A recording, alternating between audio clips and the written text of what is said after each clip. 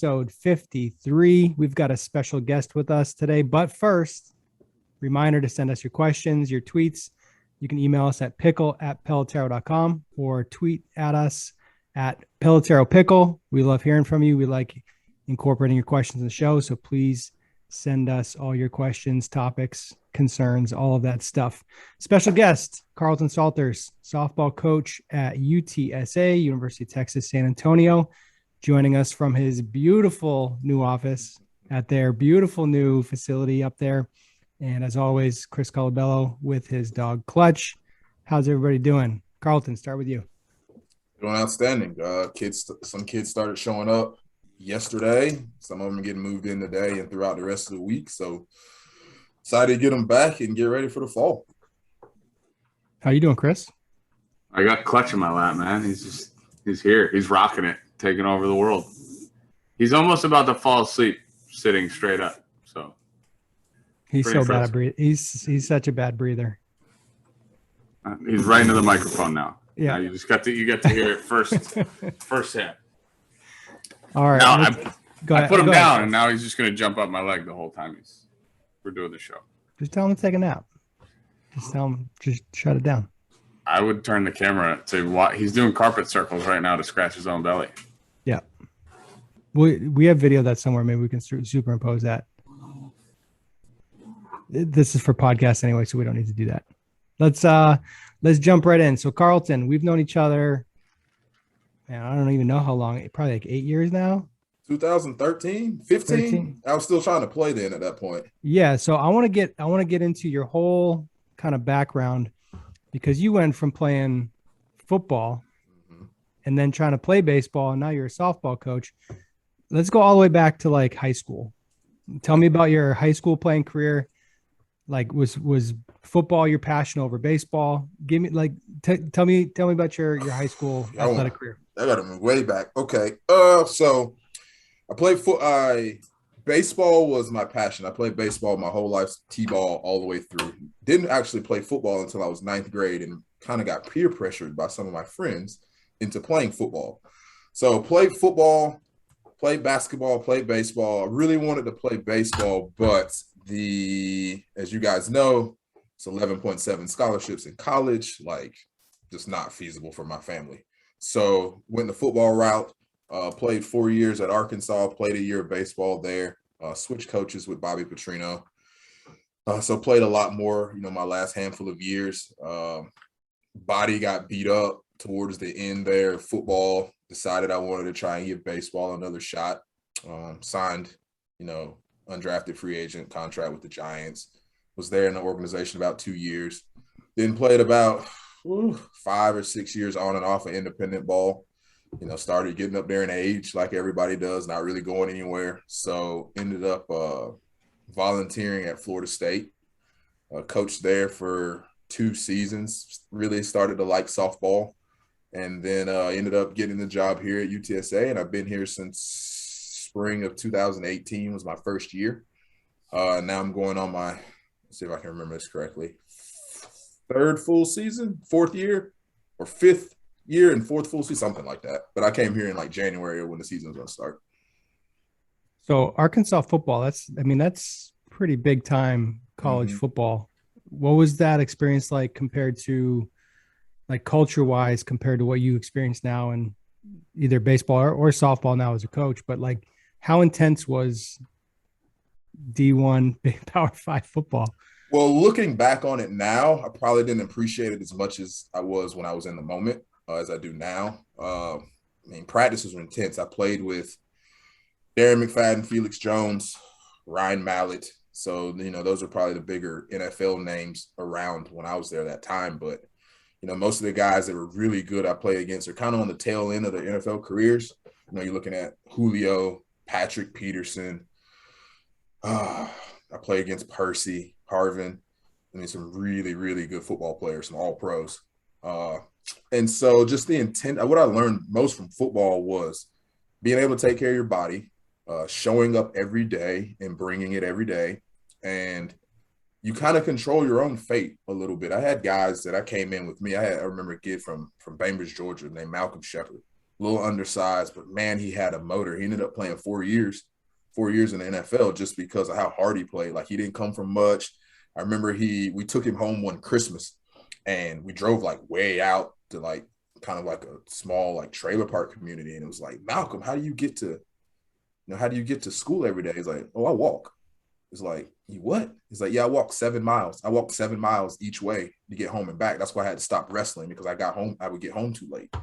And like at that, like stories like that, you'd be like, you know what? Your desire is a little bit different than mine. Like, I didn't have to walk to school. Like, in the back of your mind, you're like, if I don't make this happen or make this work, like, I'm not going to have anything. Like, I'm not walking anymore. I'm going to figure out a way to get a couple years in to get some savings so I can have, like, that's a little bit different than most people's desire. And so I played with a bunch of guys that were like that.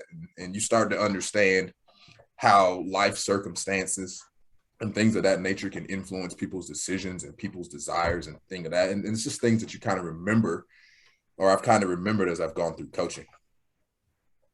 It's pretty powerful. Mm-hmm. There was a viral tweet that was going around.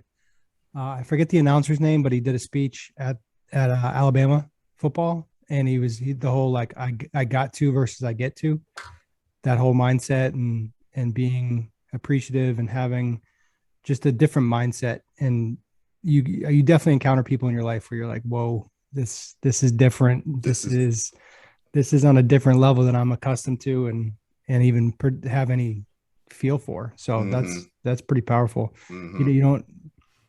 You never know so many circumstances. You never know what's going on behind the scenes in the back of their head. You really don't until you start talking to them. And I know a lot of guys that I've met. I had a friend of mine that was in the wide receiver room that got about 2 years in before he just got injured. Same thing. Didn't really have any parents. He just kind of lived with different family members growing up. And like, when we first showed up as freshmen, I mean, his mentality and his work ethic were just different. You're like, as people, you're like, well, that guy's just weird. Like, he always wanted it. But then, like, you start to spend some time with him and you realize, like, man, this dude ain't never really had a house. This dude's never really had like a consistent roof over her head. And he sees this opportunity as, if I do the things that I need to do and I can make it to the NFL for a couple of years, like, I got a chance to have a consistent roof above my head. Like, I never had that. So I don't know. But that's the guy that you're competing against with that type of mentality. So you kind of start to realize, like, how some dudes make it and some dudes don't. Sports can create a great perspective about how to compete, right? If you just talk to your average, and not to say that non-athletes can't have this kind of mindset, but you see all people from all different walks of life in sports and then you understand how people achieve things, right? And then I think that's why, from the outside looking in, a lot of times, or from the inside looking out, when people say they can't do things, it's kind of mind-boggling or mind-blowing to us. And we sit there and shake our heads and say, well, all you have to do is come with it. If you come with it every day, if you post up, you'll figure out how to get to the place you want to go. Because at the end of the day, I don't know. It's interesting stuff to me to hear stuff like that. And certainly I think we've all come across our own stories like that, but these are super powerful. And I think, it's cool for people to hear them. Mm-hmm. I appreciate it a lot. Like I said, I appreciate it a lot more being able to sit back and reflect. And, now I'm coaching young ladies and trying to lead and motivate and things like that. And you sit back and think about some of the guys that came through in the same room as you, or on the same team as you. And you're like, oh, that's why that guy was like that. Like, I get it now. And he made it for however long. Like, I get it now. So that makes me think, before we started recording, you were telling me about the pictures behind you on the wall. I know, based on your social, that getting some pictures up on your wall was very meaningful to you, very special. And you said that it's sparking a lot of conversation. People are asking how you get on the wall. So tell me what you were talking about earlier in terms of what those pictures mean to you, because I think this is really cool. And a big part of the recruiting process is understanding your coaching staff and understanding what they're about. And this is really cool here. I want you to talk about the pictures behind you and why they're there. All right. So I guess that would be it looks to you like my right shoulder, but over my right shoulder right there, finishing the swing, That's Bailey Baldwin. So Bailey Baldwin was with me for 2 years, doubled her output as far as home runs. Her first 2 years, she hit 15. The next 2 years with me, she hit 30. I think she went from averaging, she cut like her extra base hit was like once every 11 at bats. With me, it was like once every 6. So doubled her offensive output. Bailey's up there, not just because of the 19 homers our first year together, but more so to remind me like this stuff actually works. Like you can actually go in, build a relationship with one person. They can make some changes, and you can take someone that does some things pretty well already, clean some stuff up, and they really take off.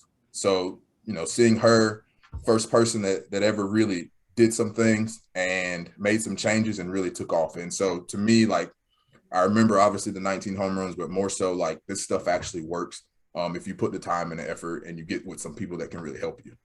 So below her, it's kind of tough to see with the lighting, but that's Celeste. Celeste just graduated. Celeste was with me for 3 years.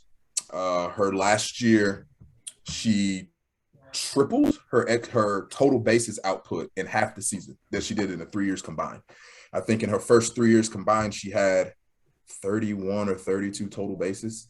And I think halfway through the last year, she had 60 in half the season. Set the career triples record, also the career stolen bases record here. So that's what she did on the field. Off the field, what she reminds me of is someone who was a slapper, was a really short gamer. With help of tech and stuff, I kind of showed her, hey, this is what you could really end up being, is someone who can stand in with extra base power. That year that she set those, she doubled her total bases. She hit 7 homers, which was a career high in half the amount of time. Again, like I said, set the triples record.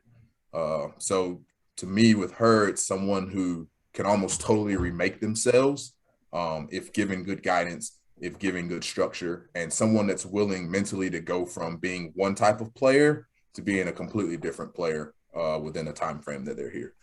So next to Bailey on the right there, that's Riley Grunberg, who will be an upcoming senior.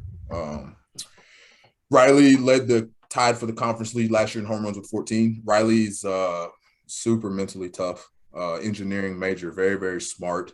She's one kid that I have to speak to in terms of like actually use the anatomy and the physiology of what really happening.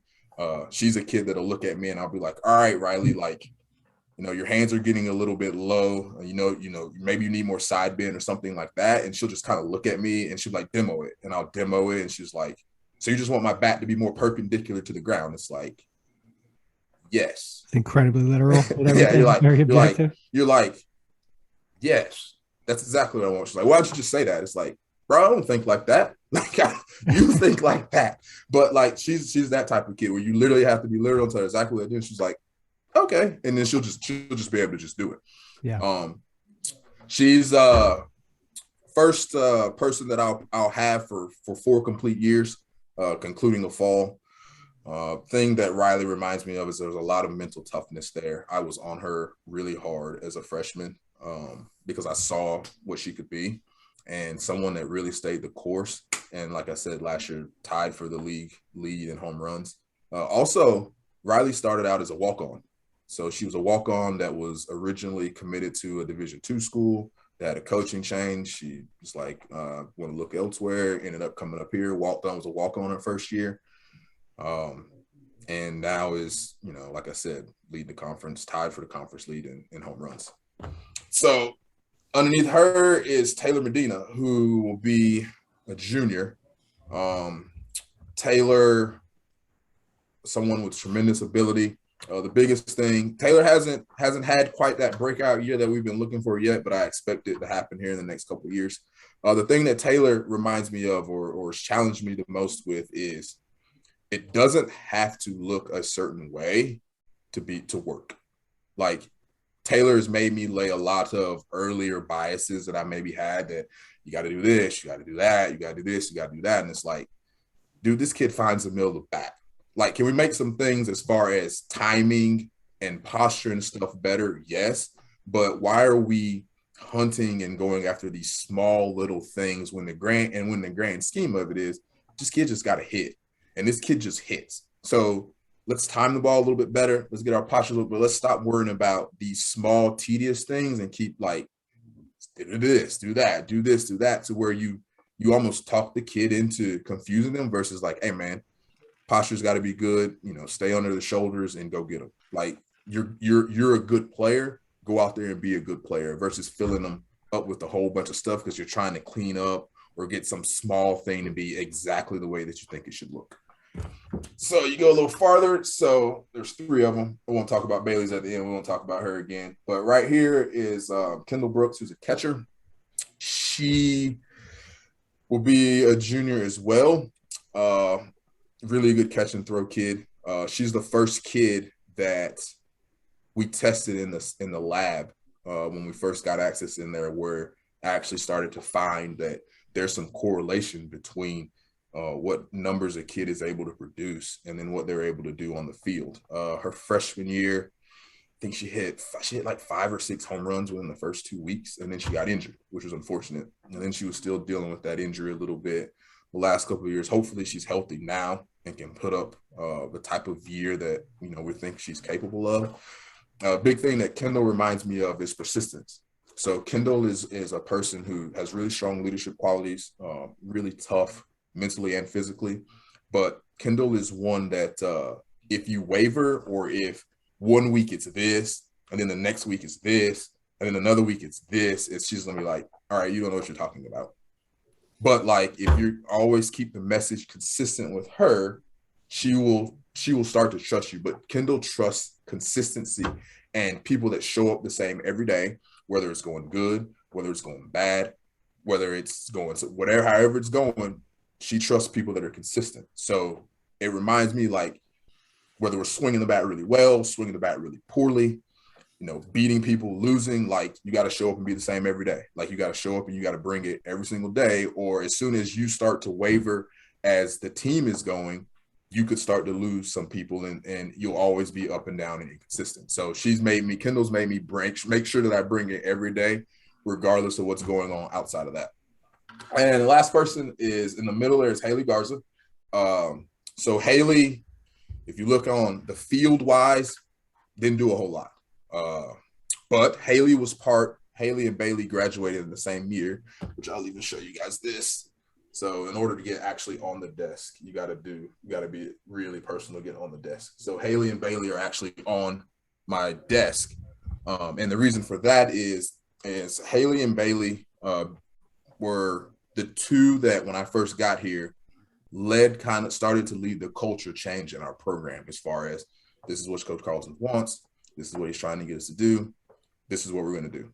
And they kind of rallied the locker room and the rest of the team into starting to try and go the direction that we're going now, as far as getting the kids in that we want, starting to do things, from a weight room standpoint, and start to tie everything in. Those 2 really started to lead the charge.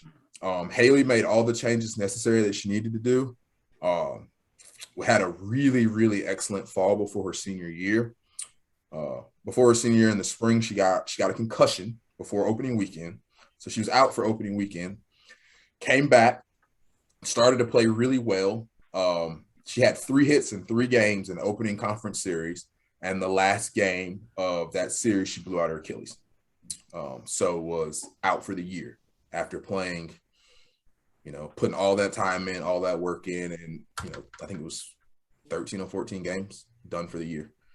So there's an article on my WordPress that I had Haley write that talked about putting all that time and all that effort in and then having it all taken away from you, and being a good teammate and being someone that's obviously upset, but not gonna like just wear it and bring down the whole team or the program because you're not playing. So Haley's on the wall because she helped start to lead the culture shift, and because she's the best teammate that I have ever been around.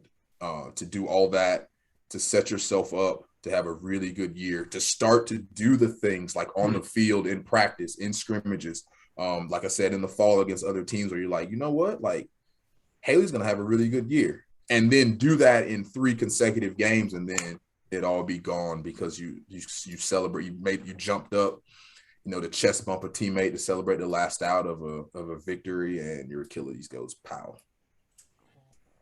Stuff. So essentially, you walk in that office, and all those pictures represent values to the UTSA program and values that you have as a coach as well. It's a great thing to do. In our office, we got some StatCast stuff up there. I always think about different quotes and stuff to get, but I think using players as that kind of image of that value is a cool way to do it. And I joked around before we started recording, how do you get on the wall? You got to be good.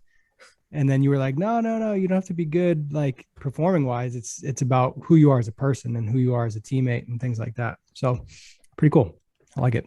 I got plenty of space up here to add more people. The kicker is you probably got to go through at least 2 years before you even consider that. Because after 1 year, anybody can come in and have like a 1 year wonder. Like we still don't really know each other. There ain't no scouting reports on you or anything like that. Like, let's see you do it for a couple of years and you start to grow into some leadership role and some character stuff and go through some adversity and work your way through it. And then you start getting into consideration to go. It's like the Hall of Fame. You can't get in before a certain amount of time out the game. You can't. I like it. So just one more thing about UTSA and the new complex. What are you most excited about with all of the new equipment, all of the new buildings, the turf field, everything? I know you're getting your cage area redone with turf and lighting and new nets. What are you most excited about from all of that? There's a huge investment from the university. That's probably actually the one thing that I'm excited about is being at Arkansas, understanding what football brought to the university, how it helped filter the other sports, how it helped get them going. The investment from the university, because UTSA hasn't had a new athletics building 15, 18 years, and no new athletics building of any type. And being on that side, I know the first one's the hardest one to get off the ground. The first one's the hardest one. Once the first one goes up and everybody looks around, they're like, oh, okay, I see it. Then the ones after that start to get a little bit easier to get going. So the thing I'm excited about is the university and the city investing in an athletics program. We could sit here for 2 hours and I could talk about the things that are in here that we can do. But just excited to see investing in the student athletes, investing in the coaching staffs, and just investing in the university as a whole, and excited to see as we start to get accustomed to this and bringing people through, and we start to get started on the other facility projects, what ends up happening here at this university. Chris, they have any big investments like that at Assumption College? Yeah, my senior year, they kicked me off my field so they could build a football stadium. That was cool. I didn't get to play my home games my senior year. They were. We had gotten a new AD, and I was not highly recruited. Obviously, that's why I went to Assumption, and people are like, "What? You made an assumption?" No, I went to Assumption, as I went there, it became very clear to me that we only cared about basketball at our school. We had 12 scholarships on both sides, and no other sport had athletic money. And our tennis program was lights out. We had one of the best tennis programs in the country. I'm actually still close with the tennis coach that was there. And I could never understand. I always had that growth mindset, right? Even when I was in school, I kind of acknowledged the fact that it was my responsibility to try to help build the program. And I tried to do everything, student athlete advisory committee. I was one of the 2 student athletes who met with the board of directors, had a good GPA, was asked to do this, that, and the other thing. And I always thought it was about growth, right? I thought schools were all about the mindset of growing and helping and developing things for the future generations of people coming in. And I came to terms with the fact that my college didn't really care. And so when I get to look at what you guys are doing down there, it's pretty cool because it's something I wish I had. In the time that I've left, Assumption's put up a new backstop. And 2 new dugouts on the baseball side. Oh, and there's like a full-time fence now because the football field that got built is turf. So instead of having a snow fence that we had to take down for soccer to play. So in the 16 years since I've graduated, there's a fence, 2 dugouts, and a backstop. So there's that. Next time you come down here, we'll take a drive down, and you can. It's a big campus. It's pretty legit. It was way bigger. I really didn't know too much about the school going in. I've obviously talked to Carlton a whole bunch, and he was taking me around, and we were looking at the facilities. Really nice basketball arena. I thought better than anything, like better than Vermont's. Yeah, we were idiots for staying in the Northeast. Yes. Like, do you realize how good a world there is out there? College sports in the South are just. We needed to explore and broaden our horizons. Problem was, my dad was like, "Oh, roster at the University of San Diego is all West Coast kids," and I said, "What does that have to do with anything?" He's like, "Oh, he scared me. I thought like it was illegal to play anywhere, west of like, Kentucky." You would have loved San Diego. Golly, my godfather lives out there. It was teed up. You would have loved it. Yeah, I was teed up. I saw pictures of Pepperdine's field, and I'm like, I want to go to Pepperdine because it's like the whole backdrop is the Pacific Ocean. Mm-hmm. Santa Barbara is beautiful. Santa Barbara might be the nicest place on earth. I'm going to retire there someday on Shoreline Drive. I'm going to need Pelotero to really pop off to do that. Ooh, yeah, you are. Beautiful. It's just like overlooking the bay. Oh, it's beautiful. Another life after Pelotero. Let's get into some more specific stuff with hitting. Obviously, we know each other.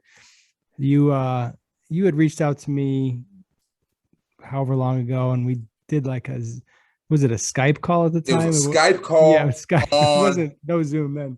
I'm trying to. I think I took my laptop out. This is my laptop or my phone and was setting it up on a chair trying to figure it out. That's the time you were talking about, like, hey, you ever held a dumbbell?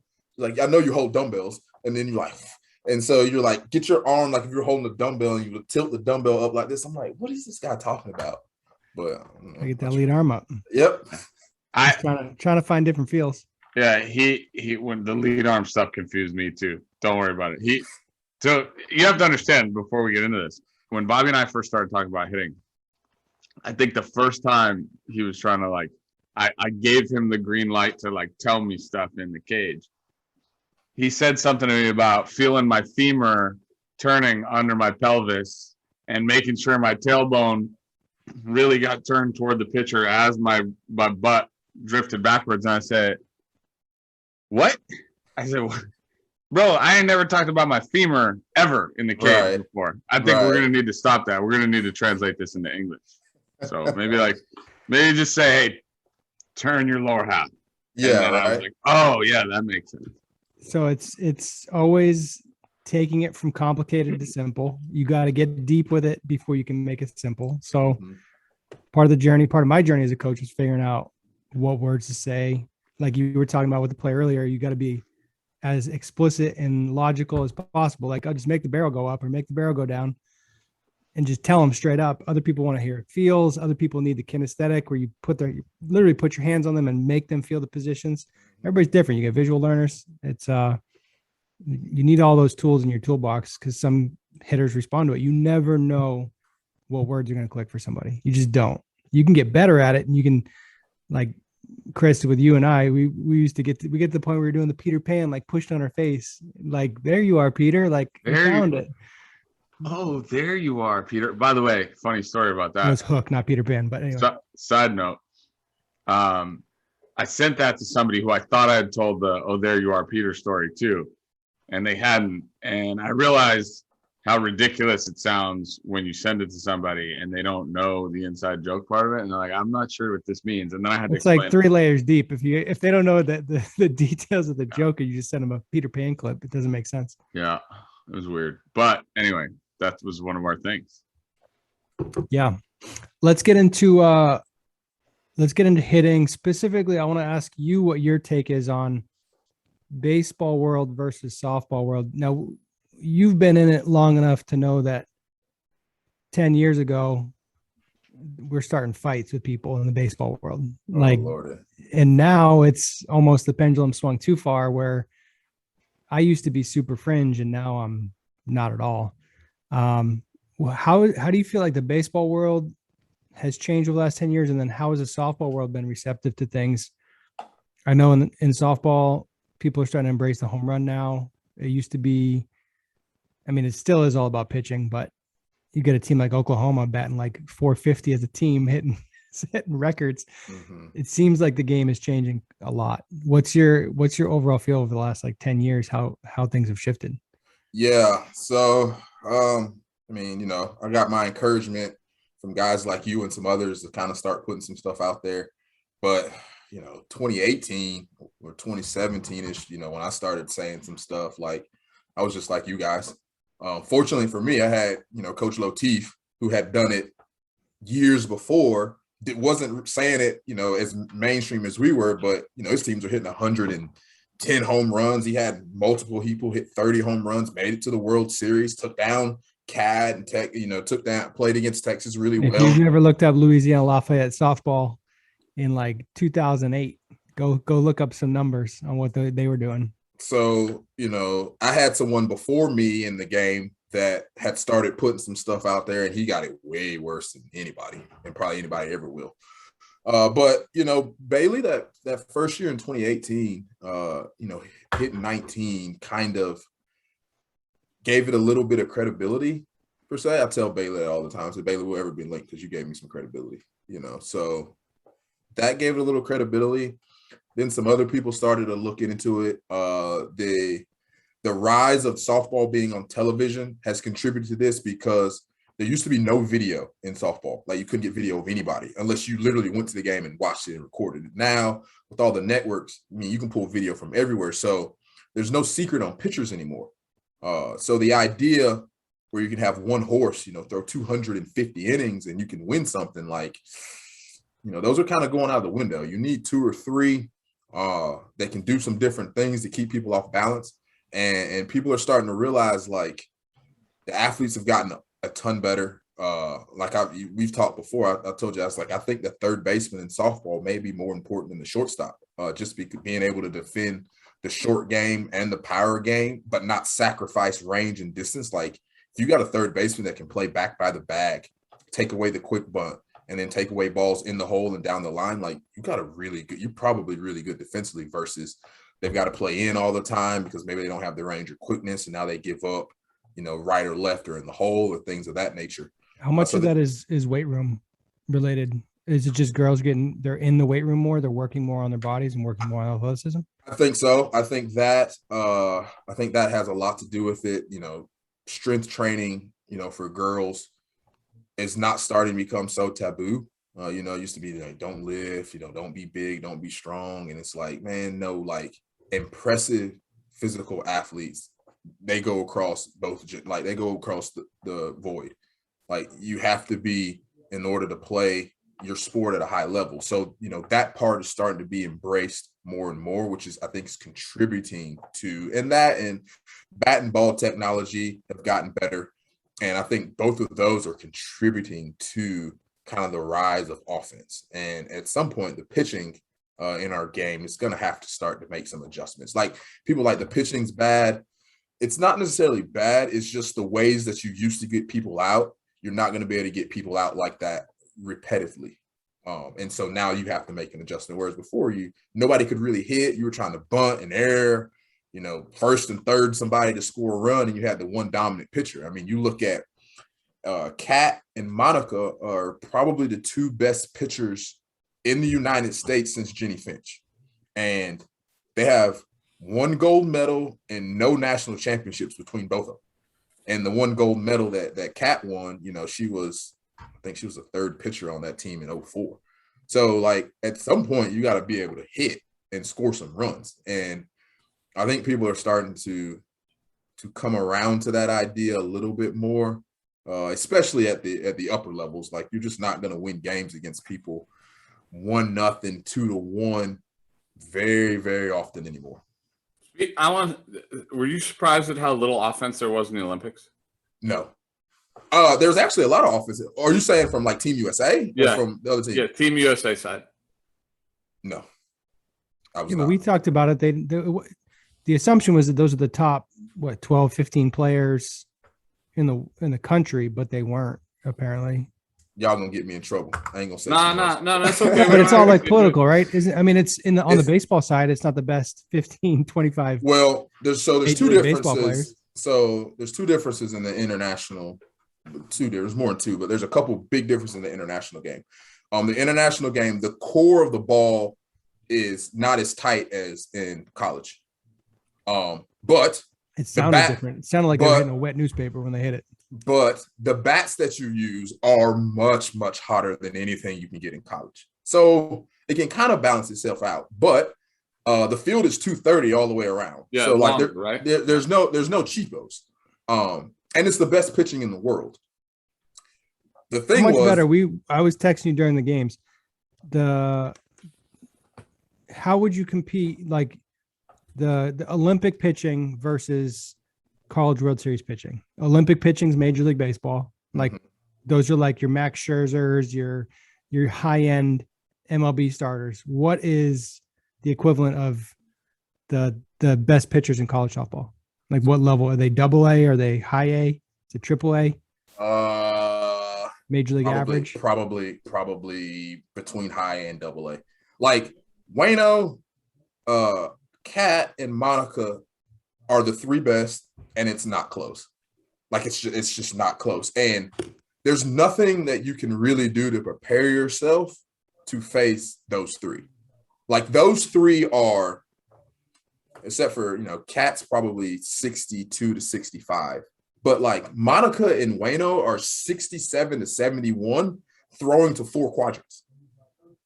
So with the change. So, I tell people Kat Kat doesn't throw as hard as him, but Kat has a 17-inch spread between up and down with the change in the middle. So I think if I remember correctly, up is like up 9 or up 8, down 9. Like, yeah, see, Chris is like I tell Chris that, and he immediately starts laughing. But you tell someone else in softball, they're like, "Well, Kat doesn't throw hard; she just spins it well." It's like, yeah, dude, but it's up 8, down 9, change in the middle, 4 quadrants. Like, bro, that's when you're having to deal with splits this way, because like so this is where I'll come in.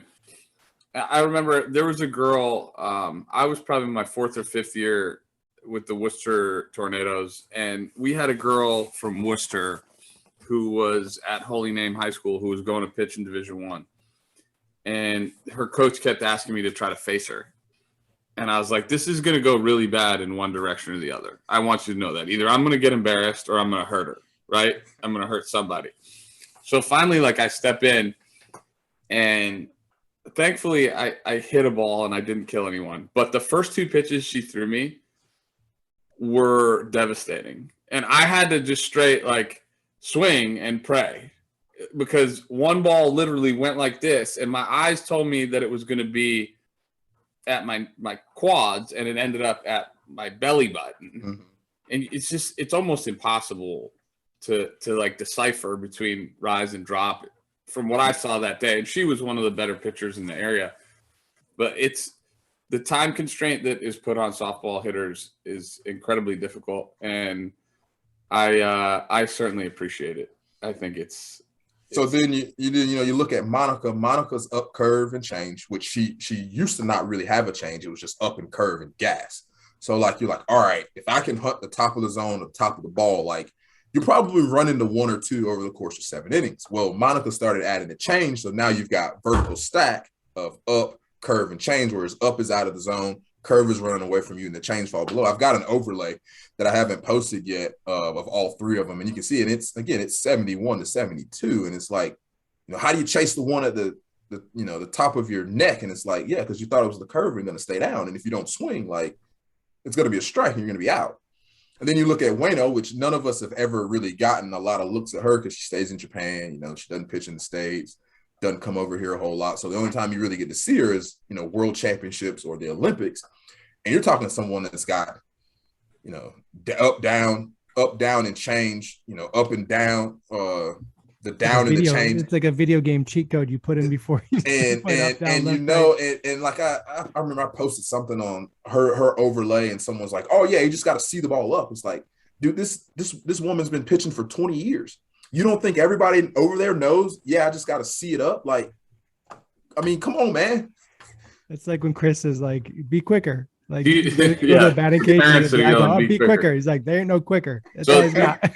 Two things on this topic.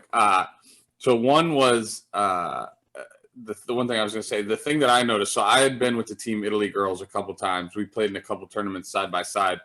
Erica Piancastelli might be one of the better hitters I've ever seen in college softball, and then eventually at the professional level. She did nothing in the Olympics. Like literally, I thought she was going to be a world beater there. And Italy scored 1 run in their last game, which was weird for me because I had watched these girls have just ridiculous output in the European tournaments and even at the global level. So that was a kind of an indicator to me. But to the point we were just talking about and to what you were saying, oh, yeah, just see it up, right? I'm watching this kid pitch yesterday. I was at a Futures League game, and he plays at UMass Boston. And I think he struck out the first 7 batters he faced. He had 66 punchies in 39 2/3 innings. And I got parents next to me being like, why aren't they hitting him? And I said, I don't know. You go in the box and find out. There's got to be a reason, right? Like there's a reason why nobody's hitting him. Like, right. Yeah, just see it up. And I'm like, okay. Like, and that's why I used to get mad at my dad when he'd sit in the stands and he'd just be like, what is he doing not swinging at that pitch? What? How are you taking strike 1 right there? I said, Dad, you want to trade places? Like, we'll do it.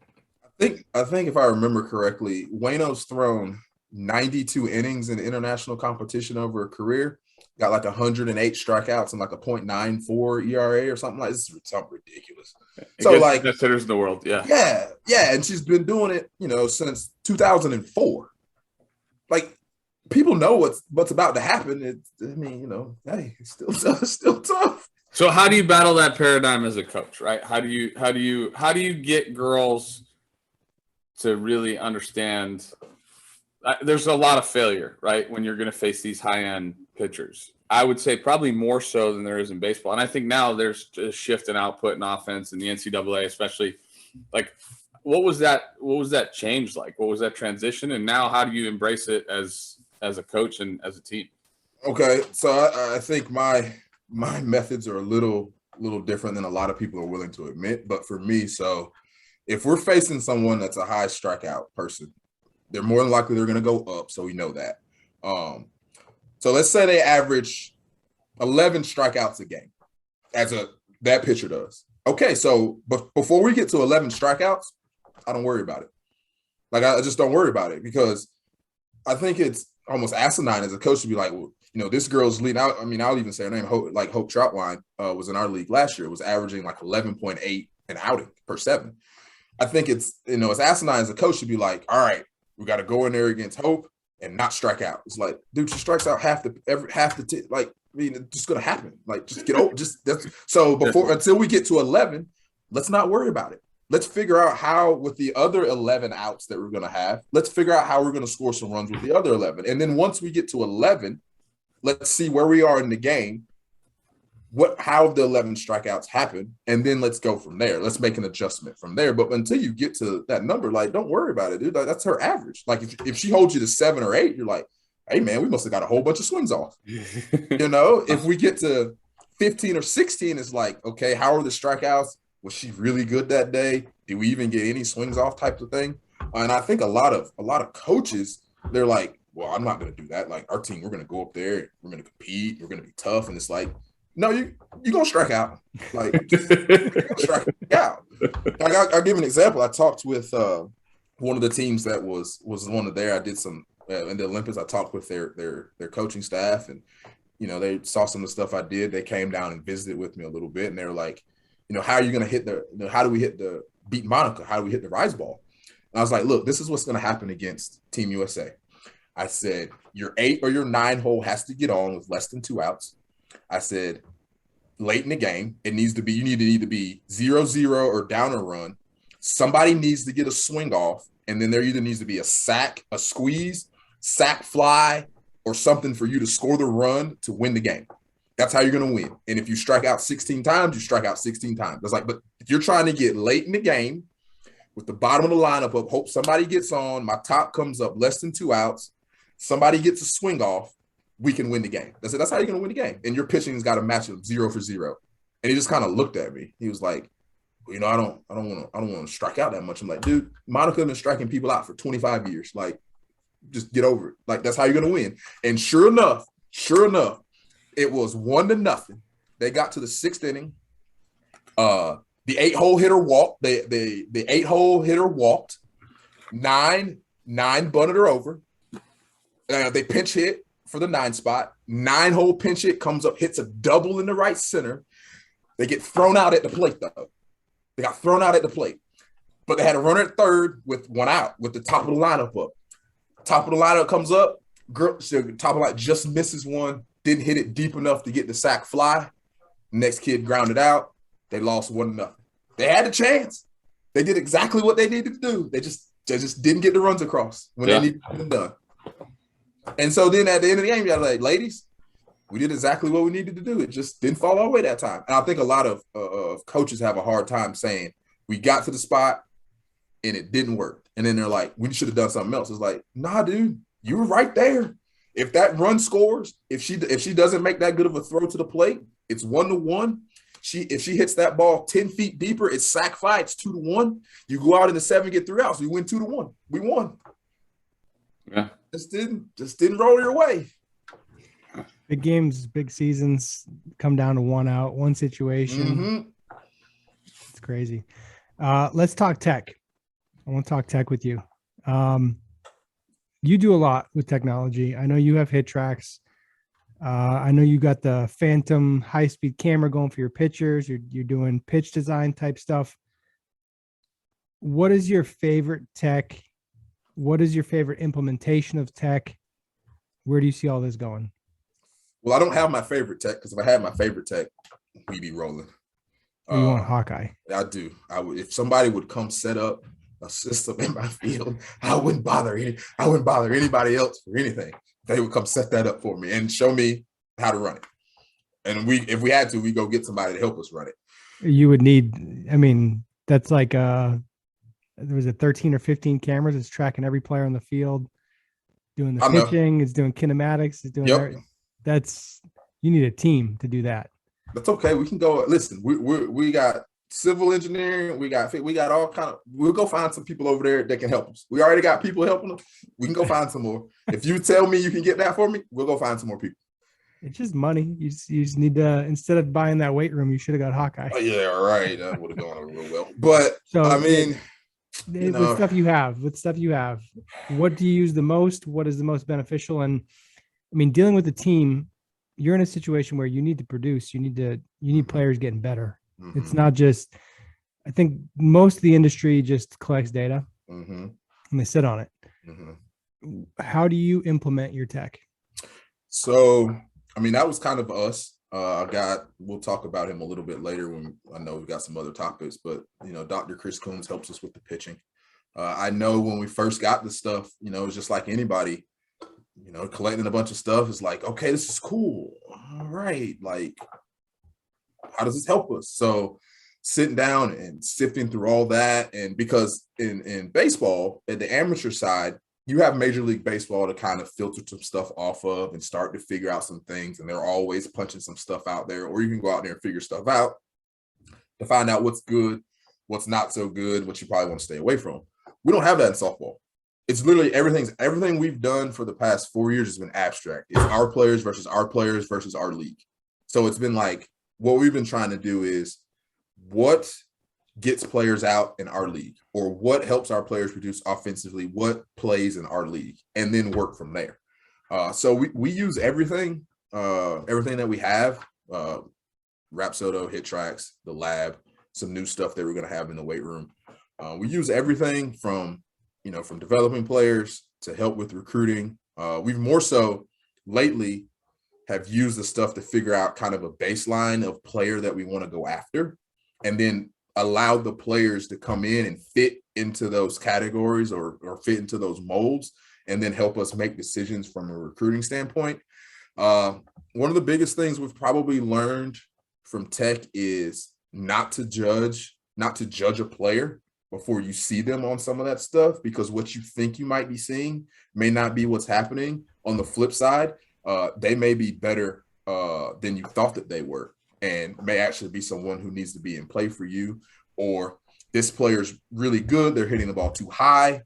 This player can maybe get away with hitting the ball a little bit higher if they tend so to do so.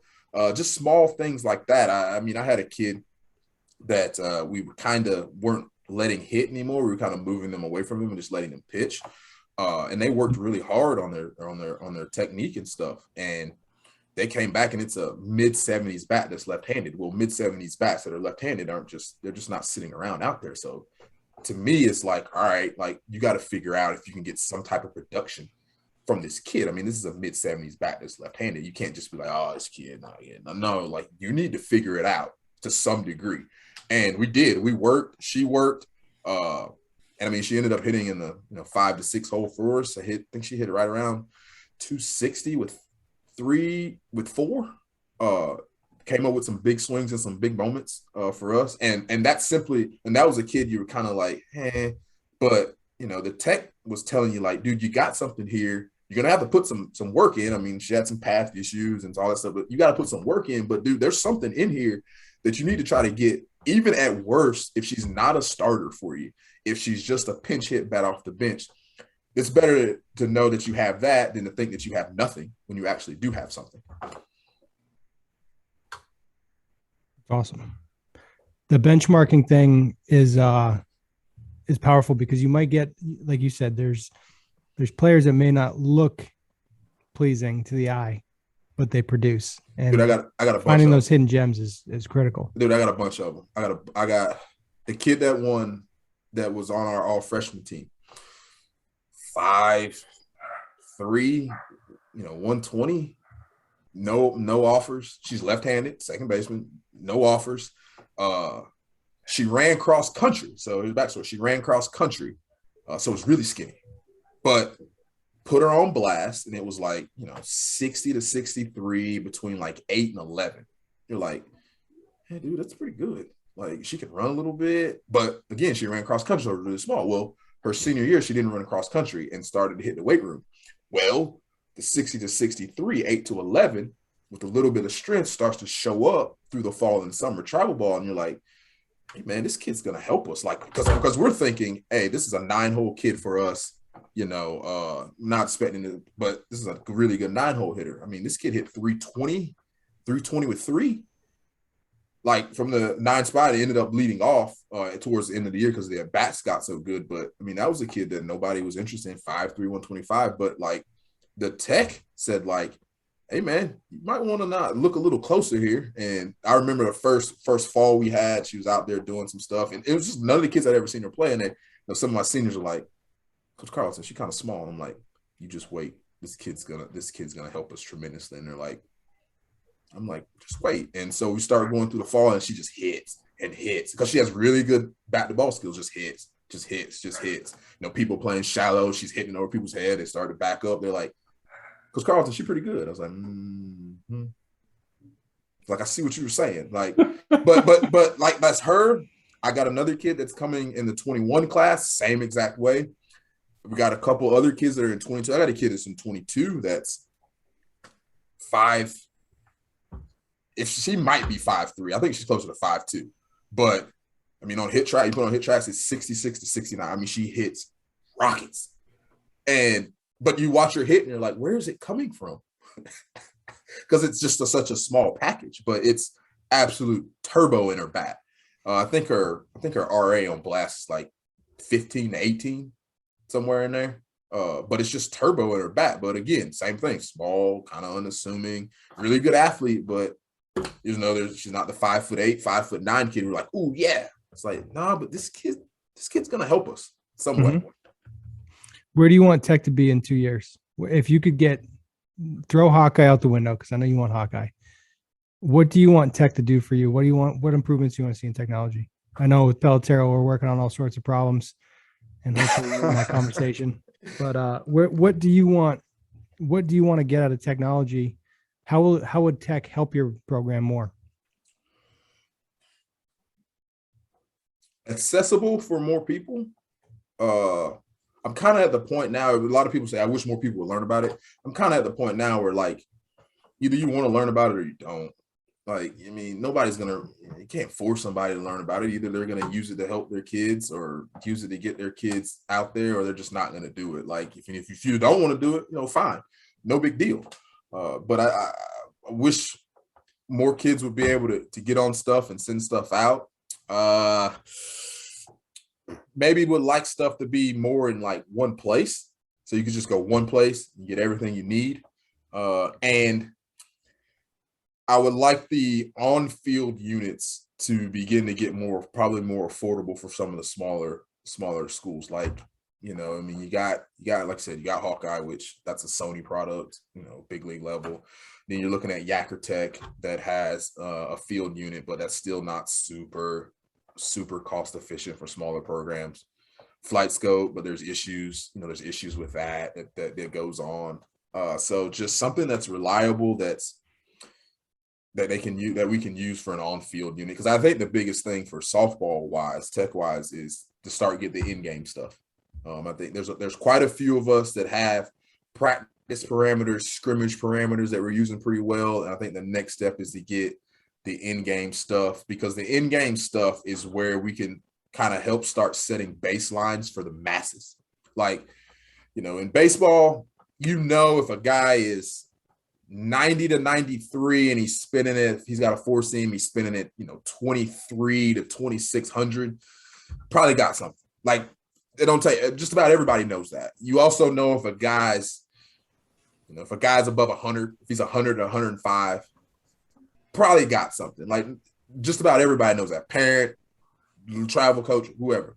Well, in softball, if you're not using it every day, people don't know what that is.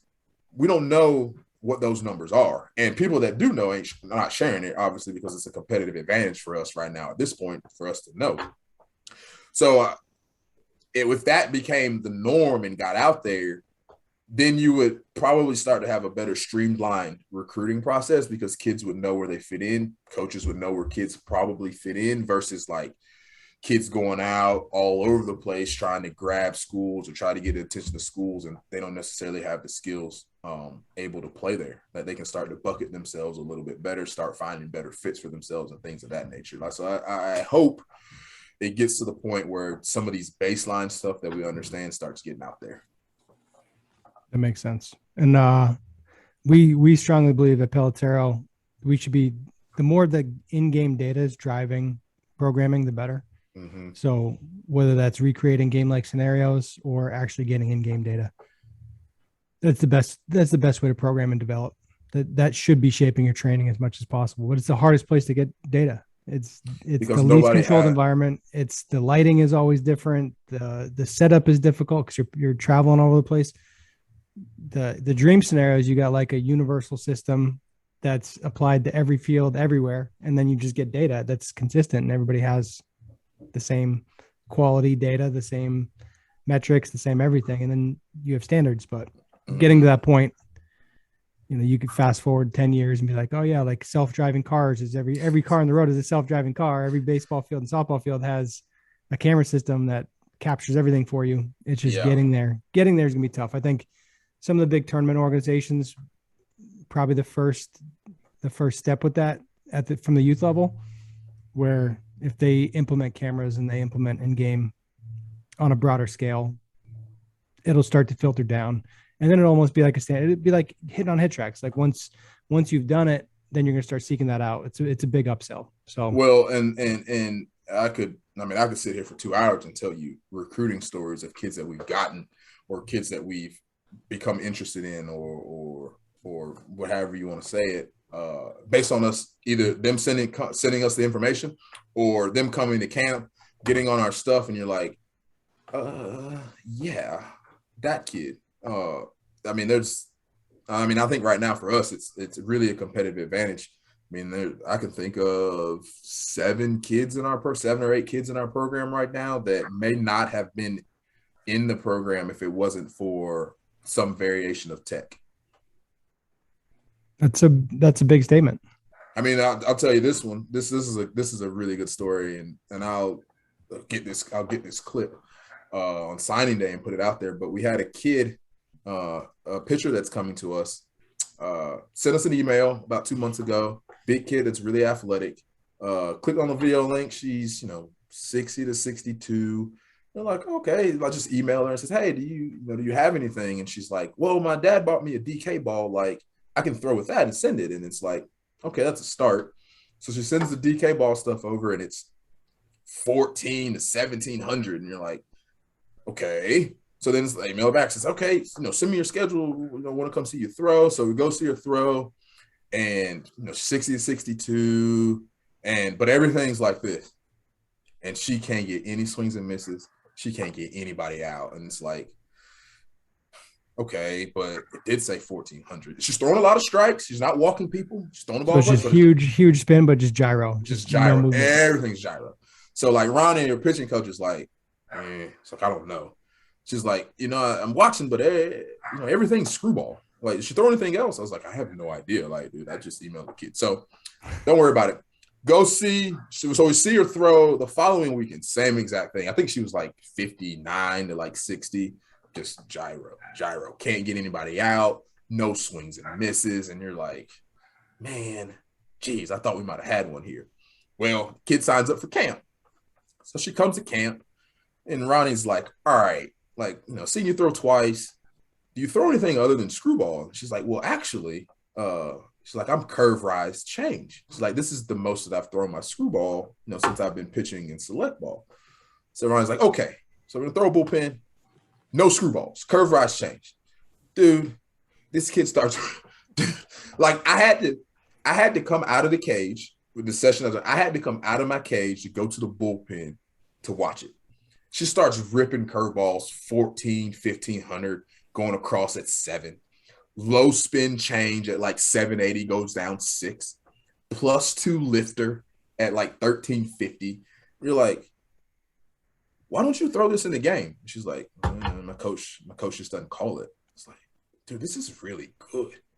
It's like, okay, do it again tomorrow. So she does it again, the same exact thing tomorrow on the screen. I mean, you're standing there watching behind home plate, and the ball looks like it's moving this much across the zone, going both directions. You're like, all right, bro, this is pretty good. What y'all want to do?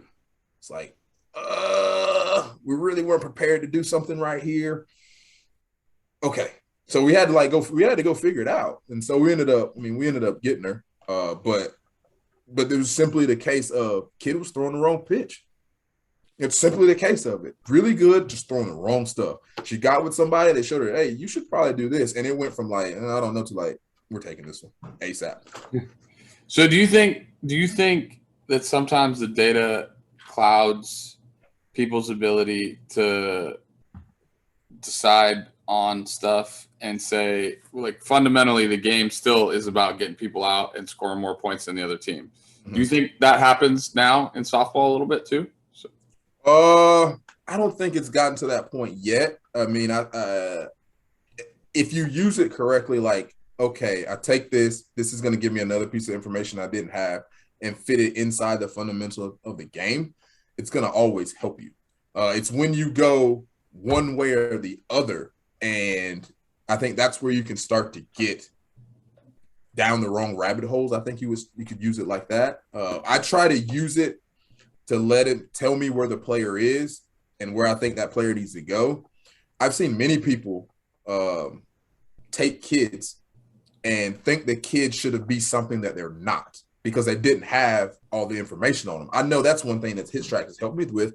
I hear this sometimes when I'm out recruiting is, well, you can only go to UTSA if you're a power hitter. It's like, well, that's not necessarily true. Like, everyone's not going to hit for a bunch of thump, and you can't have a lineup full of 9 that's just all hitting. Like, you need some other pieces. But I allow the tech to tell me, okay, if I need an outfielder, if I'm looking for a center fielder, I'm probably looking for someone that can run a little bit more, still need to have a little bit of juice to the bat. But I know I'm probably not going to get a kid that's 68 to 70. Like, that's a power 5 kid. But if I can find an outfielder that's in that, maybe that's 62 to 64 range, well, that's a kid that I can take. But I know from the beginning, okay, this kid's not going to hit for a bunch of thump. So I don't expect this kid to hit for thump. So I'm not upset if this kid comes in, maybe she gives you 275 with 2 or 3, plays really good center field. You're like, that's exactly what I was looking for, versus I didn't know those things. Well, I think she should hit more home runs, or I think she should hit for more. That kid may not have it in the tank. So you have expectations set on this kid that they can't ever achieve. So in your mind, maybe subconsciously, you're coaching them to achieve these marks that the kid's never going to reach. So you get frustrated. The kid gets frustrated because you're always on them, when if you just had the information, you'd have known off the hand, okay, this is probably what you're getting right here. When that kid, let's coach that kid, let's guide that kid in that direction. And when they put up those types of numbers, know that you got exactly what you want. Like, that's no different than once I got the information on the kid that made the all-freshman team. I knew that kid wasn't going to hit a bunch of home runs, but I needed that kid to have enough to keep the outfield back so they didn't smother and she could drive balls over your head if you were like, oh, she's small, let's play in. That's as much juice as I needed her to have. That's as much juice as she had. Perfect. I'm getting exactly what I wanted. Good. The the context really matters when it comes to the data, for sure. Very much. You need to know what the heck's going on at a couple layers deeper, and then you can make good decisions. Let's go on to the next topic. The Field of Dreams game was the story in baseball last week. Really awesome game. The actual game itself was really good, with the Yankees hitting 2 homers in the 9th, and then the White Sox walked it off. The bigger story was, Chris, was it the most watched game in the last 19 years or something like that? Highest regular season ratings ever for Major League Baseball. So couple topics here, couple subtopics here. First of all, it was cool. There's an article that Jared Diamond, Wall Street Journal, did with Tim Anderson, talking about what this game meant to Tim Anderson. And I thought it was really interesting and pretty enlightening to me. Bat flips and home run celebrations are something that we talk about a lot on the Pelotero Pickle podcast. Carlton, I'd be interested to hear your take on that. The Tim Anderson article is very interesting because Tim was talking about how he'd never even seen the movie. He didn't start playing baseball till he was 16 years old, has zero connection to the history of the game. So that movie and the whole story and basically the history of baseball doesn't resonate with him. And Chris and I were talking about this earlier. Carlton, you and I talked about this last night in terms of what they're going to use that field for and ideas moving forward. I want to get your take on bat flips and Tim Anderson, I guess, just not having a connection to the movie and to the history of baseball, I guess. And then I want to talk about where they should go next with Field of Dreams. What do you got? Bat flips. I am of the mindset of, if done in a big moment and it's spontaneous because that's it, meaning what happened, no problem. If you're blowing a team out or you're down big and you hit a solo shot and it just okay, dude, is it about you or is it about winning the game? I get a lot of people didn't like the Bautista one. I thought the Bautista one was great because you know the background of it. It's the 8th. Was it 8th inning? Chris, what was it? Yeah. Seventh. It's 7th inning. Yeah. The Rangers have made a couple of errors to give you a chance. Crowd revenge, and then you hit one, and it's you've never done it before. You thought, I get that. There's nothing wrong with that. You're down 8-0 in the 7th with 2 outs, and you hit a wall scraper, and you're standing there watching. And in game 61. Yeah, it's okay, come on, man. What are we doing here? But spontaneous in the action, whether it's a regular season or a postseason game, if it's no problem with it whatsoever. I mean, if you see me, I do it, I celebrate all the time. In a big moment or tying a game up late or something like that. I celebrate all the time. When you're beating somebody pretty good or you're down big and you're throwing your bat up in there, it's come on, man. What are we doing here? That's it. It just becomes the selfish moment, right? Mm-hmm. That's what there's a line. There's just a line where it becomes selfish and it's about me as opposed to the heat of the moment took me there. Mm-hmm. But to Bobby's point about, and I think this relates a lot to the younger generation, and I think TA is a really good example of a younger player who is a stallion, right? Like the dude's a stallion. There's no question about it. And he's a game changer. He is a guy that I think is going to impact the lineup positively day in and day out. He's going to play good shortstop. But he's so disconnected from what the history of baseball is, and that's okay. Like I have no problem with it because he is the guy that is a reflection of what the game needs nowadays. So I don't think he's egregious when he does anything he does on the field because it's about fun for him. It's about enjoying moments. And I don't think there's ever been a time where I've thought of Tim Anderson as a guy who disrespected the game. But it's interesting as to how he perceives baseball and what it is to him and how, I said this to Bobby earlier. When I was growing up, I used to think to myself when people would be like, hey, did you ever see like, I don't know, Casablanca? Like it's one of the greatest movies ever. And I'm like, well, it's 50 years old, dude. I don't want to watch it. Now when I tell people about movies that we're like, oh, this is one of the best movies ever, the kids are like, what? And now that's how I know I'm old, at least, So I got that going for me. I'm old. Great. But yeah, with the Field of Dreams stuff, I think my take on it is I think it was great for the game, and it really connected a couple generations. I don't think the players necessarily thought it was as impactful. Maybe some of the older ones did. Maybe they didn't. You'd have to ask them all individually. But certainly I think there's a place for MLB to do more stuff like that. It doesn't necessarily have to be Iowa. Carlton, tell us what your idea was. So my idea was you made this big fuss about the Negro leagues are now major league. Like we're going to recognize them as major league. Okay, cool. Is that it? I know there's the museum that's in Kansas City. You have to travel to get there. My thought was, what if they want to make like this a thing, take all the existing Negro League stadiums that are still out there, redo them and make the field major league caliber, put a small museum next to the field based on the history of that ballpark and what went on at that ballpark, and play games there and rotate them around and allow the youth and others in the area to use the fields when the major leagues aren't playing on them, so they're consistently getting good use, and use those telecasts to tell the history about the Negro Leagues, what went on in that city with the Negro Leagues, at that field, who played there, all those things. And you could have that, I think I got it written down, 1, 2, 3, 4. You got 5, right now, basically 5 parks that are kind of still in existence. Think about if a game is played there once a year between teams at those 5 parks, and the telecast is simply about the history that happened there. And with the small museum that's next to it where people can walk in the history. I know that, like I said, there's the national one, but stuff that happened there, like that would be a good way to keep the conversation going and always have the conversation come up every single year about the Negro Leagues. I think that would be kind of cool to do. I think that's the best baseball initiative idea that I've heard in a long time, maybe ever. I think that's fantastic. The idea of putting a museum there. Be careful. Major League Baseball is going to hire you. Yeah. Yeah, right. They're talking about using the Field of Dreams for college games, for like minor league games, to rent it out for tournaments.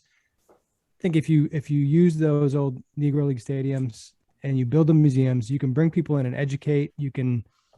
They talk all the time about getting the better demographics to the game. They want the youth players to be engaged. What an opportunity. What an amazing opportunity to get the history of the game tied to current generations and like you said, keeping the conversation going. I think it's incredible. And it doesn't have to be like, I understand the playing surface and such, dugouts, stuff like that, probably got to be upgraded to major league specifications, for player safety. But like, have it set up to where fans can bring out lawn chairs and sit, down the line like they used to do, and keep the grandstand small. Like, it doesn't have to be a thing where it's like, all right, we got to get 10,000 people in here or we're not going to meet our quota. It's like, nah, dude, like, this is for the history of the game. We're going to play here at this field. These people are going to come out. Here's a museum. Walk us through us. Let's talk about telecast and keep the conversation going about this. Here's this next ballpark.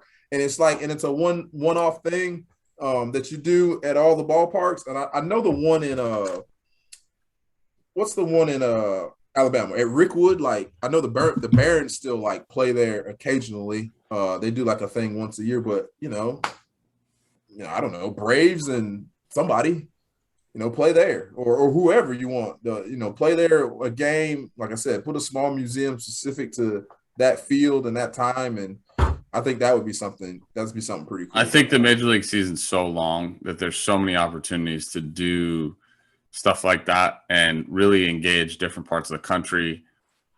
Think about how many people in the Midwest really, or even in the South, really don't get an opportunity to watch live baseball. Like if you really look at where the teams are and on the map, if you just look, the Northeast is obviously packed, the Southwest, you go along that West Coast and you've got teams throughout there. And then go across the southern part of the US and you see like Arizona, Texas, and then Florida, obviously. But that northern section has, the AL Central, the NL Central, but there's plenty of pockets in the country where people don't get an opportunity to really enjoy baseball. So I think from the standpoint of what it could do for the game at a national level, and then obviously just create some buzz and excitement and just different stuff that they can promote. It seems like a really simple and smart idea. And kudos to you for thinking of it that way. And especially to engage, the African-American player. They talk about it all the time. Inner city kids have a really hard time engaging with the game of baseball just in general. It doesn't matter what race they are. To us, baseball and I think softball is in the same conversation to me. They're the greatest games in the world because they create critical thinking and they make us do things differently than we would in other sports. And there's a place for more different types of players, meaning you just don't have to be athletic to play. There's not one prototypical player, and that's why the game's great, because the mind is as big a tool as any other one. So we have an opportunity to rebrand and regrow the game, and I would say take advantage of it the best way you can. And it starts with MLB, obviously, and their initiative. So, yeah, great idea. Let's make it happen. Which brings me to the next topic. Which brings me to my next point. We have two more topics, and we got to keep them fairly quicker because I got a demo I got to do. Yeah. But Carlton, you had a little Twitter thread recently about getting more engaged and that you want to have more conversation happen in the open. So I'm going to call you out. Oh. Every time I have a good tweet, you text me. You don't reply to my Twitter. You don't reply on Twitter publicly. It's just more personal. That's why. No, because he doesn't want to put himself out there, and he's a coach, and he's got to be careful and stuff. So I get that.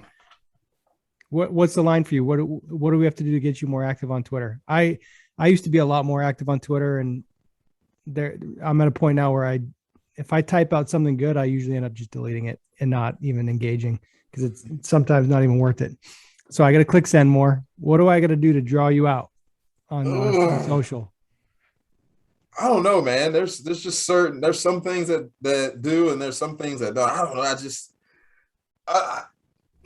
I don't want to feel like I'm the person that's like always pushing the envelope like forward all the time. Like I think it gets old at some point. Like, I've done my Google Drive. I did the flow softball hitting stuff. I did the blast stuff. All that stuff was a little progressive. Now, granted, it was a couple of years ago, but I did that. Like, I don't want my face always showing up as being like, oh, we should do this. Oh, we should do this. Because I think eventually it sounds like you're like either being like kind of complaining or being like kind of self-absorbed. Like I'm the only one that knows how to do this, which is not true. There's a lot of other really good people doing a lot of good things. Just, I don't know. People don't want to say too much. They don't want to put themselves out there because it's real easy for trolls to hop on your stuff and like, hey, you need to do this. Your team's not this. Your team's not that. You don't need to be talking. We should listen to these people. Blah blah blah. Like all different ways. And so I don't want to be the one that's like always like pushing stuff. Like I like other people to get involved and put some things out there too. But that's kind of why I haven't really said a whole lot. That too, and I don't want to put too much stuff out there and kind of lose competitive advantage on some things that's taken some years to figure out, and I just give you the answer like within, 150 characters. Like I gave you the answer to something that took me 4 years to kind of figure out. Like, I don't want to do that either. Well, part of it is the process, right? Like you're going through the process. The journey is as important as the result, and it helps create a better understanding. I think Twitter's become such a melting pot of just crap, and I think we're all at the point where it's part of our normal, right? You scroll through your feed just to see, try to follow people that like you hope are going to bring some enlightenment and value add or value prop to your day.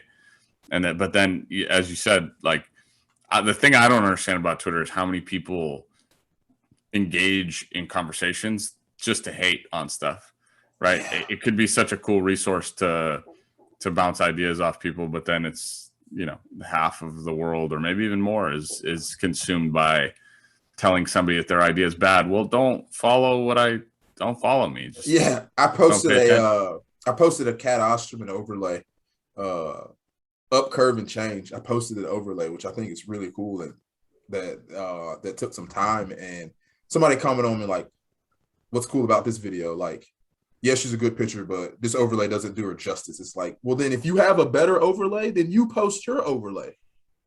Like, this took time to get done, and it shows separation and all those things are important. And you got something, well, then you post yours. Show us what overlay you would create to show Cat Osterman separation. Oh, you don't have one. Well, why don't you just sit down and be quiet then? So way back in the day, way back in the early Twitter days, Eric Cressy talked about like complaining without a solution is like the worst thing you can do in life. Like you just, not in life, but in a social engagement type situation where like you're just complaining at that point and you're whining and you're just wasting people's time. So it was like I don't know if it was a blog article or where I saw him say it, but it really stuck with me and resonated. So this is like the classic Jeff Fry situation where he just complains and never just post a real hitting lesson instead of spending all this time swinging with a paddle or a pool noodle or whatever he's doing to make fun of people. Like actually put out real information, stick your neck out a little bit and provide a solution, provide an option that people have that's real instead of just some spoof. It just gets tired and you're dragging people down. It's the whole like, if you want to have the biggest building, you're just tearing down other people's building to make yours taller and like add value to the situation, the conversation. Don't just tear people down. And that's what Twitter, like 2013 was all sharing. It was all basically all the hitting forums that everybody left because it was so terrible and got so contentious. All those people just showed up on Twitter and now Twitter is all contentious and argumentative. So it's, that whole scene is weird. But the one thing I will say about the more you put out, it feels like you're losing that competitive advantage. You feel like you're giving away too much. That's usually a telltale sign that you're putting out really good information and it ends up creating more opportunities than if you hold on to it. Like if you keep it internal, it doesn't actually create value in your life. It limits the opportunity. So if you're creating content and you're thinking about putting it out there, but you're a little scared, try it and see what happens. If that's the only thing you got, you're not very good. There's lines everywhere.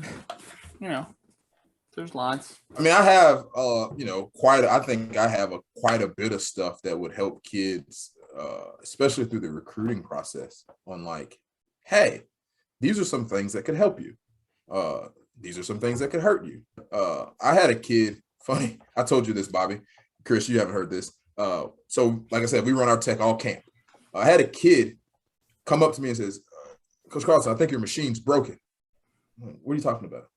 She's like, I don't think it's reading correctly. I was like, oh, you thought you hit the ball harder than you do. She's like, well, yeah. I was like, no, if that's what it says, that's what you are. But like, they use this stuff as like a test. Like, I failed the test. I'm not very good. Like, no, it's not a test. This is just telling you where you are. Okay, here are the things that we can do to maybe get better at some things. Like, they don't look at it as, it's telling me where I am. This is what I need to do to get better. The things I can do to get better. They just say, oh, well, it just told me I'm not very good. Well, I don't like it. I don't want to use it anymore. It's like, well, it's a lot more to it than just that. And I would hope people would start to understand, like, yeah, it's going to say you're not very good, but you put anybody on any of this stuff, doesn't matter who it is, it's going to say they're not good at something. Like, it's just how it works. But that doesn't mean that, okay, this is how we can improve, or these are the things we need to do to get better. But that takes some thought process, some conversation, and then some work. People just want to jump on and it just says, yeah, you're a really good player. And it's going to find stuff everywhere. Testing is about creating baselines. That's the whole thought process behind building our assessment with Pelotero, was just to tell you where you are. It doesn't mean you're good. It doesn't mean you're bad. Like, certainly you could do some things better than others. But it's all about what do you need to improve at? It has not, I tell people this all the time, and this is when you're 14 years old, like, you don't need to be the best player. You don't need to be the best at everything. You need to understand what you need to improve at the most. That's it. Like, I don't care if you go 0 for 8 in a AAU doubleheader. My nephew, his dad used to call me. He went 0 for 6 today. He's got to hit with you tomorrow. I'm like, nah, that's great. I'm glad he went 0 for 6. Like, he was 14 at a travel ball tournament. That's great. I'd rather he went 0 for 6 than 6 for 6 and get this false sense of confidence. Like, he needs to learn how to respond to 0 for 6. The same way you need to understand how not to be good at something, whatever it is. Maybe you don't hit the ball hard enough when you're 14 years old. All right, well, let's spend time figuring out how to get better at it. The problem is the world has this tendency to just look at rankings and say, oh, well, this is where I stand. And that ain't it. That ain't it. Not at all. Not at all. All right. Final topic. You got to pick one hitter that you want to highlight, somebody to watch, somebody you're paying attention to. I'm assuming you're going to go major league hitter for this. You got one guy that you think the audience should be paying attention to. Who do you got? Can I go a different direction? Yeah. You can do whatever you want. So, audience, there's this thing called AU softball that's coming up that's going to get started in like a week or two, where there's going to be 23 Olympians that will be participating in the league, and it runs like end of August to the end of September. I don't know what partners. I want to say they were on CBS last year and Fox Sports. Listen, watch it. There's really, really good players.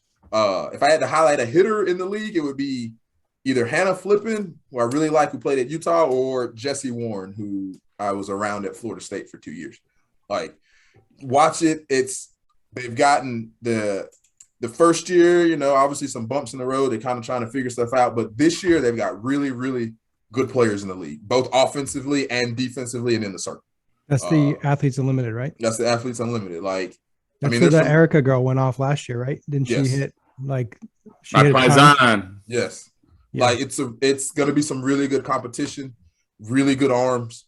And the wind always blows out in Chicago. Mm-hmm. Like, you should tune in and watch that. That's going to be my plug for hitters. Nice. I like it. Chris? I'm going with one Eloy Jimenez. I'm so glad my friend Eloy is back. It's probably my favorite. Up and coming, bred to be superstar, as like he got his deal from the White Sox. And this guy, he smashes. He just rakes. So yeah, Eloy. I'm gonna go with Eloy. He was fresh on my mind last night. I watched a bunch of video too. He made me want to watch his video. Bobby, what do you got? You got one? Yep. My choice is actually Bryce Harper. He's been making changes. He took a couple swings. So our friend Sam Fold is with the Phillies and GM with them now. And Bryce Harper took a swing at one point. I forget if it was last year or this year. It was like he's quieting things down. He's starting to like not jump forward and try to create so much momentum in his swing. He's got he's kind of like an odd year guy. He doesn't do well in even years. He's an odd year guy, and it's an odd year. He's making a push for like MVP contention. I don't think the Phillies are going to do much in terms of playoff, but he's doing some things right now. Like 5 years ago, somebody asked me Harper or Trout, and I said Trout, steady. Harper, more upside. Like, there's more in there. Like, if Harper just figures it out, he's a better hitter than Mike Trout. I said it out loud. Yeah, I did it. That's I don't know about that one. If it got more consistent, it would be because there's Harper's MVP, or did he win the MVP or whatever it was? Yeah, I got it pulled up. He went 330 with 42, OPS of 1109. And Trout ain't never done that, dog. Trout ain't never gone 330. I'll pull it up. Ain't never gone 330. I'm gonna tell you right now. Mike Trout has gone 315. No, 330. 326, 323, 315, 306, 312. He's a career 305 hitter. You're welcome. Harper's I said a career. I win. I mean, we're talking 4%. Hey, I said he ain't never gone 330. I wasn't wrong. Facts. Randy He's never Moss gone 330. touchdown celebration. The Phillies' lack of other parts on that team is going to hurt him. Correct. I mean, he's got 67 RBI. Like, he's having his best year since 2017. He's only got 60 something RBIs. He's hit 21 homers. 21 homers, like 49 19, RBI. Like 21 homers, 19 solo shots. I mean, it's something really high. Yeah, it's like that. That's hard to do. Like, that dude ain't getting pitched to with people on. That just ain't happening. On base is 414. That's pretty good. Mike Trout's career OPS is 1,002. Harper's is 906. I told you. You got to take Trout. You have to take Trout. There's no question in my mind that Mike Trout is a better baseball player. You think Harper's got a higher? So Harper has a higher ceiling. Harper. Higher ceiling, lower floor? Sure. Fair. I don't know. When's the last time Trout's had a full healthy? When he was 24 was the last time full healthy season. When he was 23, he hit 41. Hey, no offense, but this dude been out with a calf strain for 3 months, whatever. Yeah, how long do you have a calf strain for? I don't know. I don't know. There was a report written the other day about the training staff. I saw Madden was talking about that because he's not the first person that they've said was going to be out for a little while and has been out like double the time that the medical staff said that they were going to be out. So, hey, you never got to talk about the astrophysicist. I know we had to skip it. We're gonna have to do a part 2. Yeah, I know you guys are doing a lot with the high-speed camera and the pitch design. I feel like we covered a lot of pitch design stuff, and we're like 45 minutes over the time I expected to be done. So that's Producer all right, though. Patrick's so mad at us. He does this every week. He's like, "Why do you guys talk so much? Stop." No, it's good. I know you guys. We'll have to do a follow-up with pitch design. But I know you guys are doing some crazy stuff with understanding pitching, which I thought you covered a decent amount. We are. I'm excited about it. Excited to learn some stuff. I'll give you a nugget. So you called me out. You said I don't say anything. Here's a nugget for you. Okay. In softball, the ball can only go full. What a time to freeze. Yeah. What a time to freeze. He's giving us a nugget and then he froze. That had to be on purpose. No. That was incredible. 4 directions. 4 types of pitch type. Frozen. Now we got you back. You were frozen on like this for like 4. A good 10 seconds. Yeah. Connecticut, you said I'm going to give you a nugget. I got 4, and then you froze for the whole thing. 4 pitch types. So there's rise, there's drop, there's sink. I'm sorry, sink, sweep, and arm side run. That's the only 4 directions that the ball can go. It can't go diagonal. No, that's not a pitch type, or not a pitch characteristic. There are also, I'll give you this one. I'm not going to tell you what they are, but I'll give you this one. There are 6 anomaly pitch types that you're looking for in softball for someone to have as something that you should consider taking them. There are 6 of them. It's powerful, man. There's 6 of them. What are they? I'm not going to tell you what they are, but I will tell you this. You tell us one? I'll tell you on the 6 pitch types. We have 2 sophomores and a freshman that have 2 of the 6. Watch out for UTSA is what he's saying. And we recruited them off of that. They have 2 of the 6. I just need some And gear, you man. want, I and gotta you want stop people to get rooting for Hawkeye. Utah. Now, if people get Hawkeye, you're gonna show up to their field and they're gonna steal all your information. If they know what to look for. It took us a while to figure. It took us 4 years to figure this part out. So we've got the 3 pitchers that we'll have this year, and then the one that's coming have 2 of the 6 already without us even doing anything with them. They already have it. It's awesome. So there's your pitching. There's your nuggets that I don't share out loud. There you go. Here we go. Well, hey, until next time. Good Bobby, stuff. I'm doing it. This is how we end every show, Carlton. We got to say thank you first. Carlton, thanks for joining us. I was going to say thank you. He was about to sign off without saying thank you. I was going to say thank you. I was going to shut you up, and then I was going to say thank you. But now you said thank you. No, it was great talking to you, man, as always. I look forward to more. Appreciate y'all having me on. Texas.